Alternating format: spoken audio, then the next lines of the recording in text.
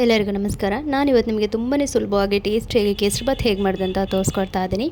ಇವತ್ತಿನ ವಿಡಿಯೋ ಇಷ್ಟವಾದರೆ friends and ಫ್ಯಾಮಿಲಿಗೆ ಶೇರ್ ಮಾಡೋಕ್ಕೆ ಸಪೋರ್ಟ್ ಮಾಡಿ. ಹಾಗೆಯೇ ಕೇಸರಿಬಾತ್ ಯಾರಿಗೆಲ್ಲ ಇಷ್ಟ ಅನ್ನೋದನ್ನು ಕೂಡ ನನ್ನ ಜೊತೆ ಶೇರ್ ಮಾಡೋದನ್ನು ಮರಿಬೇಡಿ. ಇಲ್ಲಿ ನಾನೊಂದು ಪಾತ್ರೆಗೆ 4 ರಿಂದ 5 ಸ್ಪೂನಷ್ಟು ತುಪ್ಪನ ಹಾಕ್ಕೊಂಡಿದ್ದೀನಿ. ನಿಮಗೆ ಇಷ್ಟವಾಗಿರೋಂಥ ನಟ್ಸನ್ನು ಹಾಕಿ ಫ್ರೈ ಮಾಡ್ಕೊಳ್ಳಿ. ನಂತರ ಇದಕ್ಕೆ ಅರ್ಧ ಕಪ್ ಆಗೋಷ್ಟು ರವೆನ ಹಾಕ್ಕೊಳ್ತಾ ಇದ್ದೀನಿ. ಲೋ ಫ್ಲೇಮ್ ಇಟ್ಟು ನೀವು ಇದನ್ನು ಫ್ರೈ ಮಾಡಿಕೊಂಡ್ರೆ ಚೆನ್ನಾಗಿರುತ್ತೆ. ಹೈ ಫ್ಲೇಮ್ ಮಾಡಬೇಡಿ, ಲೋ ಫ್ಲೇಮಲ್ಲಿ ಇಟ್ಟು ಇದನ್ನು ಪರಿಮಳ ಬರೋ ತನಕ ಫ್ರೈ ಮಾಡ್ಕೊಳ್ಳಿ.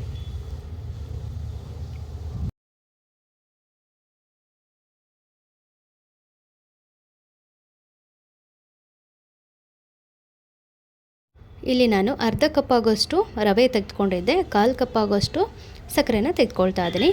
ನಂತರ 2.5 ಕಪ್ ಆಗೋಷ್ಟು ನೀರನ್ನ ಬಿಸಿ ಮಾಡೋಕ್ಕೆ ಇಟ್ಕೊಂಡಿದ್ದೀನಿ. ಅರ್ಧ ಕಪ್ಗೆ 3 ಕಪ್ ಆಗೋಷ್ಟು ನೀರನ್ನ ಹಾಕ್ಕೊಳ್ಬೋದು. ನಾನಿಲ್ಲಿ 2.5 ಕಪ್ ನೀರನ್ನ ಬಿಸಿ ಮಾಡ್ತಾಯಿದ್ದೀನಿ. ನಂತರ ನೋಡಿ ಇದು ಚೆನ್ನಾಗಿ ಹುರಿದಿದೆ, ಕಲರ್ ಕೂಡ ಚೇಂಜ್ ಆಗಿದೆ. ಈಗ ಈ ಬಿಸಿ ನೀರನ್ನು ಹಾಕ್ಕೊಳ್ತಾ ಇದ್ದೀನಿ. ಸ್ವಲ್ಪ ಜಾಗ್ರತೆ, ಬಿಸಿ ತವಾ ಇರುತ್ತೆ, ಬಿಸಿ ನೀರು, ಹಾಗಾಗಿ ಸ್ವಲ್ಪ ಜಾಗ್ರತೆ ಮಾಡ್ಕೊಳ್ಳಿ. ಈಗ ನೀರು ಹಾಕಿದ ಮೇಲೆ ನಾವು ಲೋ ಫ್ಲೇಮಲ್ಲೇ ಫ್ರೈ ಮಾಡಬೇಕು, ಲೋ ಫ್ಲೇಮಲ್ಲೇ ಇಡಬೇಕು. ಇದನ್ನು ಕೇಸರಿಬಾತ್ ಮಾಡಬೇಕಾದ್ರೆ ಹೈ ಫ್ಲೇಮಲ್ಲಿ ಮಾಡಲೇಬಾರ್ದು, ಚೆನ್ನಾಗಿ ಬರೋಲ್ಲ, ಬೇಗ ಬೆಂದೋಗಿಬಿಡುತ್ತೆ ಕೇಸರಿಬಾತು, ರವೆ ಚೆನ್ನಾಗಿ ಬೇಯಲ್ಲ. ಈಗ ನೋಡಿ ಈ ರೀತಿ ಮಿಕ್ಸ್ ಮಾಡಿದಾದಮೇಲೆ ನೋಡಿ ಡ್ರೈ ಆಯಿತು.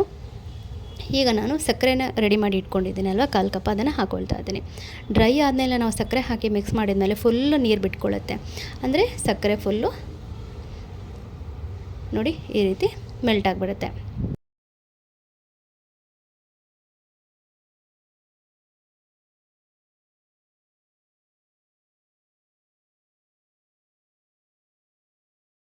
ಮಿಕ್ಸ್ ಮಾಡ್ತಾ ಒಂದು 4 ರಿಂದ 5 ಸ್ಪೂನಷ್ಟು ತುಪ್ಪನ ನಾನಿಲ್ಲಿ ಇದಕ್ಕೆ ಹಾಕ್ಕೊಂಡಿದ್ದೀನಿ. ಈಗ ಇದನ್ನು ಒಂದು ಸರಿ ಮುಚ್ಚಿ ನಾವು ದಮ್ಮಲ್ಲಿ ಬೇಯಿಸ್ಕೊಳ್ಳೋಣ. ಓಪನ್ ಮಾಡ್ತಾ ಇದ್ದೀನಿ. ಮತ್ತು ಒಂದು ಸರಿ ಚೆನ್ನಾಗಿರುತ್ತೆ ಮಿಕ್ಸ್ ಮಾಡಿ ಮತ್ತೆ ನಾನು ಸ್ವಲ್ಪ ಪ್ಲೇಟ್ನ ಮುಚ್ಚಿ ಬೇಯಿಸ್ಕೊಳ್ತಾ ಇದ್ದೀನಿ. ರವೆ ಚೆನ್ನಾಗಿ ಬೆಂದರೆ ಕೇಸರಿಬಾತು ತುಂಬಾ ಚೆನ್ನಾಗಿರುತ್ತೆ, ಇಲ್ಲಾಂದರೆ ಹಲ್ಲಿಗೆ ಅಂಟುತ್ತೆ. ಇಲ್ಲಿ ಸ್ವಲ್ಪ ನೀರಿಗೆ 1 ಸ್ಪೂನಷ್ಟು ತುಪ್ಪ ಕಲರ್ನ ಹಾಕಿ ಮಿಕ್ಸ್ ಮಾಡಿ ಇಟ್ಟಿದ್ದೆ.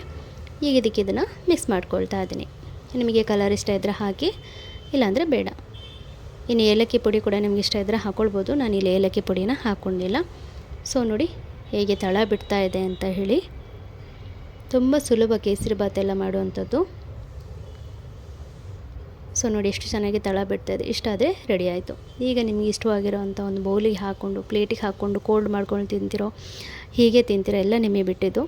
ಸೊ ತುಂಬ ಸಿಂಪಲ್. ಇವತ್ತಿನ ಈ ರೆಸಿಪಿ ನಿಮ್ಮೆಲ್ಲರಿಗೂ ಇಷ್ಟ ಆಗಿದೆ ಅಂತ ನಾನು ಭಾವಿಸ್ತೀನಿ. ಇಷ್ಟ ಆದರೆ ಫ್ರೆಂಡ್ಸ್ ಆ್ಯಂಡ್ ಫ್ಯಾಮಿಲಿಗೆ ಶೇರ್ ಮೂಲಕ ಸಪೋರ್ಟ್ ಮಾಡಿ. ಹಾಗೆ ಯಾರಿಗೆಲ್ಲ ಕೇಸರಿಬಾತ್ ಇಷ್ಟ ಅನ್ನೋರು ಕೂಡ ನನ್ನ ಜೊತೆ ಕಮೆಂಟ್ ಮಾಡೋದನ್ನು ಮರಿಬೇಡಿ. ಸಿಗೋಣ ಮತ್ತೊಂದು ರೆಸಿಪಿಯೊಂದಿಗೆ. ಅಲ್ಲಿವರೆಗೆ ಎಲ್ಲರಿಗೂ ಧನ್ಯವಾದ.